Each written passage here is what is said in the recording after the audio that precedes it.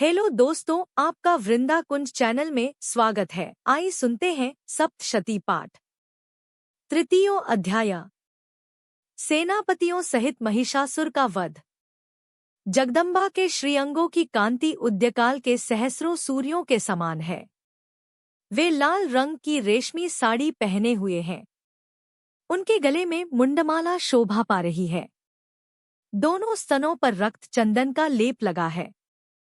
वे अपने करकमलों में जपमालिका, विद्या और अभय तथा वर नामक मुद्राएं धारण किए हुए हैं। 3 नेत्रों में सुशोभित मुखारविंद की बड़ी शोभा हो रही है। उनके मस्तक पर चंद्रमा के साथ ही रत्नमय मुकुट बंधा है तथा वे कमल के आसन पर विराजमान है। ऐसी देवी को मैं भक्तिपूर्वक प्रणाम करती हूँ। ऋषि कहते हैं, दैत्यों की सेना को इस प्रकार तहसनहस होते देख महादैत्य सेनापति चिक्षुर क्रोध में भरकर अंबिका देवी से युद्ध करने के लिए आगे बढ़ा। वह असुर रणभूमि में देवी के ऊपर इस प्रकार बाणों की वर्षा करने लगा, जैसे बादल मेरुगिरी के शिखर पर पानी की धार बरसा रहा हो। तब देवी ने अपने बाणों से उसके बाण समूह को अनायास ही काटकर उसके घोड़ों और सारथी को भी मार डाला। साथ ही उसके धनुष तथा अत्यंत ऊंची ध्वजा को भी तत्काल काट गिराया। धनुष कट जाने पर उसके अंगों को अपने बाणों से बींध डाला। धनुष, रथ, घोड़े और सारथी के नष्ट हो जाने पर वह असुर ढाल और तलवार लेकर देवी की ओर दौड़ा। उसने तीखी धार वाली तलवार से सिंह के मस्तक पर चोट करके देवी की भी बाईं भुजा में बड़े वेग से प्रहार किया। राजन, देवी की बाह पर पहुंचते ही वह तलवार टूट गई। फिर तो क्रोध से लाल आंखें करके उस राक्षस ने शूल हाथ में लिया और उसे उस महादैत्य ने भगवती भद्रकाली के ऊपर चलाया।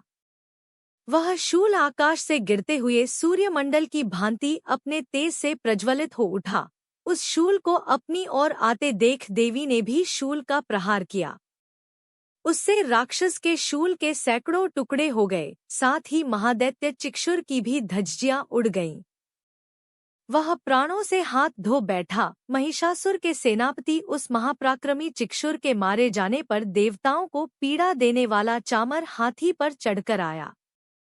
उसने भी देवी के ऊपर शक्ति का प्रहार किया, किंतु जगदम्बा ने उसे अपने हुकार से ही आहत एवं निष्प्रभ करके तत्काल पृथ्वी पर गिरा दिया। शक्ति टूटकर गिरी हुई देख चामर को बड़ा क्रोध हुआ। अब उसने शूल चलाया, किंतु देवी ने उसे भी अपने बाणों द्वारा काट डाला। इतने में ही देवी का सिंह उछलकर हाथी के मस्तक पर चढ़ बैठा और उस दैत्य के साथ खूब जोर लगाकर बाहुयुद्ध करने लगा। वे दोनों लड़ते लड़ते हाथी से पृथ्वी पर आ गए और अत्यंत क्रोध में भरकर एक दूसरे पर बड़े भयंकर प्रहार करते हुए लड़ने लगे। तदंतर सिंह बड़े वेग से आकाश की ओर उछला और उधर से गिरते समय उसने पंजों की मार से चामर का सिर धड़ से अलग कर दिया। इसी प्रकार उदग्र भी शिला और वक्ष आदि की मार खाकर रणभूमि में देवी के हाथ से मारा गया तथा कराल भी दांतों, मुक्कों और थप्पड़ों की चोट से धराशयी हो गया। क्रोध में भरी हुई देवी ने गदा की चोट से उद्धत का कचूमर निकाल डाला। भिंदीपाल से वाशकल को तथा बाणों से ताम्र और अंधक को मौत के घाट उतार दिया। 3 नेत्रों वाली परमेश्वरी ने त्रिशूल से उग्रास्य, उग्रवीर्य तथा महानु नामक दैत्यों को मार डाला। तलवार की चोट से विडाल के मस्तक को धड़ से काट गिराया। दुर्धर और दुर्मुख, इन दोनों को भी अपने बाणों से यमलोक भेज दिया।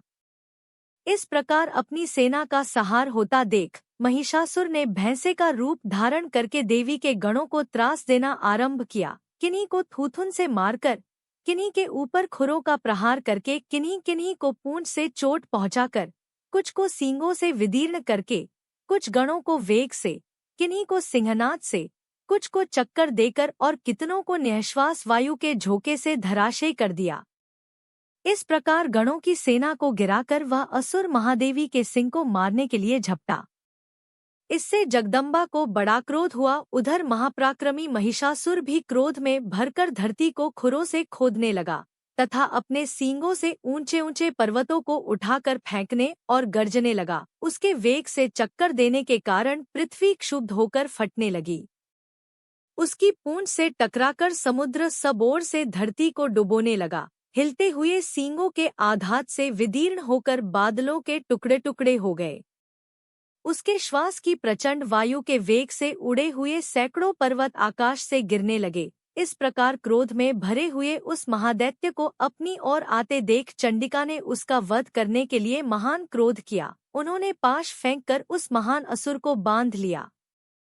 उस महासंग्राम में बंध जाने पर उसने भैंसे का रूप त्याग दिया और तत्काल सिंह के रूप में वह प्रकट हो गया। उस अवस्था में जगदम्बा ज्यों ही उसका मस्तक काटने के लिए उद्यत हुई, त्यों ही वह खड्गधारी पुरुष के रूप में दिखाई देने लगा। तब देवी ने तुरंत ही बाणों की वर्षा करके ढाल और तलवार के साथ उस पुरुष को बींध डाला। इतने में ही वह महान गजराज के रूप में परिणत हो गया तथा अपनी सूंड से देवी के विशाल सिंह को खींचने और गर्जने लगा। खींचते समय देवी ने तलवार से उसकी सूंड काट डाली। तब उस महादैत्य ने पुनः भैंसे का शरीर धारण कर लिया और पहले की ही भांति चराचर प्राणियों सहित तीनों लोकों को व्याकुल करने लगा। तब क्रोध में भरी हुई जगन्माता चंडिका बारंबार उत्तम मधु का पान करने और लाल आंखें करके हंसने लगी। उधर वह बल और पराक्रम के मद से उन्मत्त हुआ राक्षस गर्जने लगा और अपने सींगों से चंडी के ऊपर पर्वतों को फेंकने लगा। उस समय देवी अपने बाणों के समूहों से उसके फेंके हुए पर्वतों को चूर्ण करती हुई बोली। बोलते समय उनका मुख मधु के मद से लाल हो रहा था और वाणी लड़खड़ा रही थी। देवी ने कहा, ओ मूढ़, मैं जब तक मधु पीती हूँ तब तक तू क्षण भर के लिए खूब गर्ज ले। मेरे हाथ से यहीं तेरी मृत्यु हो जाने पर अब शीघ्र ही देवता भी गर्जना करेंगे। ऋषि कहते हैं, यों कहकर देवी उछली और उस महादैत्य के ऊपर चढ़ गईं। फिर अपने पैर से उसे दबाकर उन्होंने शूल से उसके कंठ में आघात किया। उनके पैर से दबा होने पर भी महिषासुर अपने मुख से दूसरे रूप में बाहर होने लगा। अभी आधे शरीर से ही वह बाहर निकलने पाया थी कि देवी ने अपने प्रभाव से उसे रोक दिया। आधा निकला होने पर भी वह महादैत्य देवी से युद्ध करने लगा। तब देवी ने बहुत बड़ी तलवार से उसका मस्तक काट गिराया। फिर तो हाहाकार करती हुई दैत्यों की सारी सेना भाग गई तथा संपूर्ण देवता अत्यंत प्रसन्न हो गए। देवताओं ने दिव्य महर्षियों के साथ दुर्गा देवी का स्तवन किया। गंधर्वराज गाने लगे तथा अप्सराएं नृत्य करने लगी। इस प्रकार श्री मार्कंडेय पुराण में सावर्णिक मनवंतर की कथा के अंतर्गत देवी महात्म्य में महिषासुरवध नामक तीसरा अध्याय पूरा हुआ।